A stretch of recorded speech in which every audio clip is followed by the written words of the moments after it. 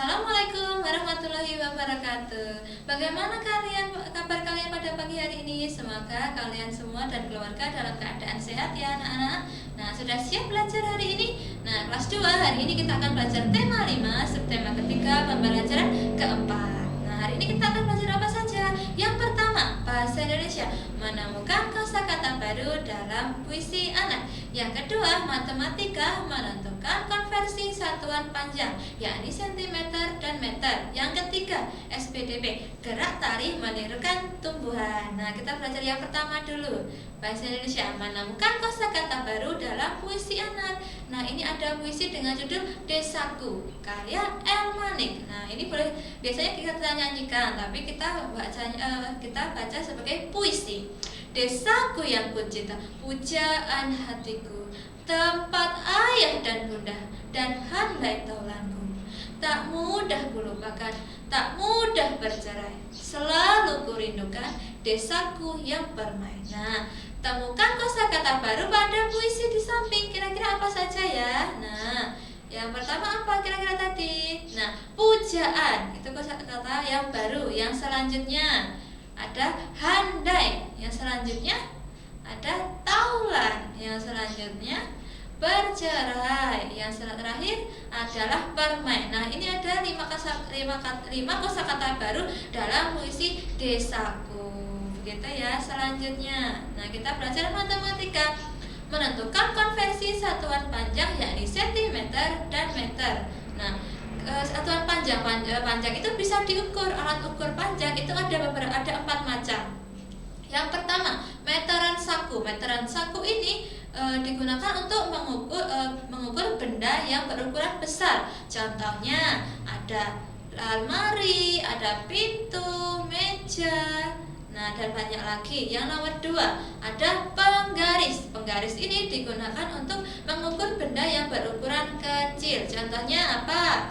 Pensil, kemudian tempat pensil, kemudian penghapus dan lain sebagainya. Kemudian ada yang ketiga, meteran gulung. Meteran gulung ini digunakan untuk mengukur panjang dan lebar suatu tanah. Nah, misalnya bisa juga untuk mengukur panjang rumah kalian. Rumah kalian dari depan ke belakang panjangnya berapa ya? Kemudian lebarnya berapa ya? Nah, itu kita menggunakan meteran gulung. Yang terakhir, meteran pita. Meteran pita ini digunakan untuk mengukur tinggi badan dan lingkar anggota tubuh.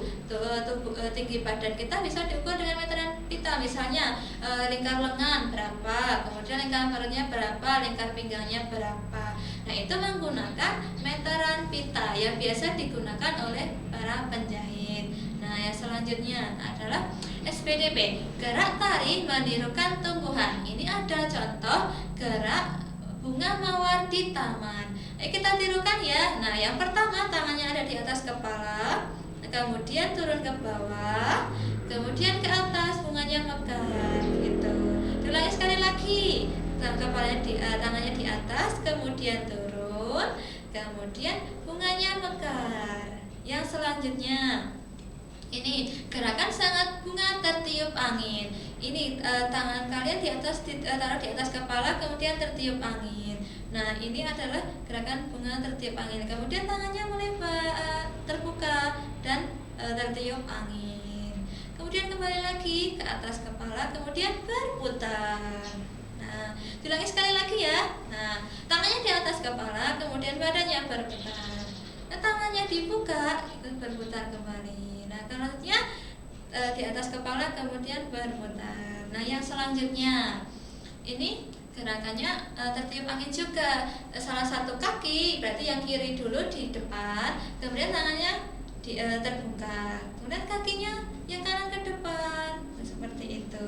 Kalian bisa melakukan gerakan tersebut di rumah masing-masing ya. Kemudian diurutkan gerakan dari yang pertama sampai terakhir.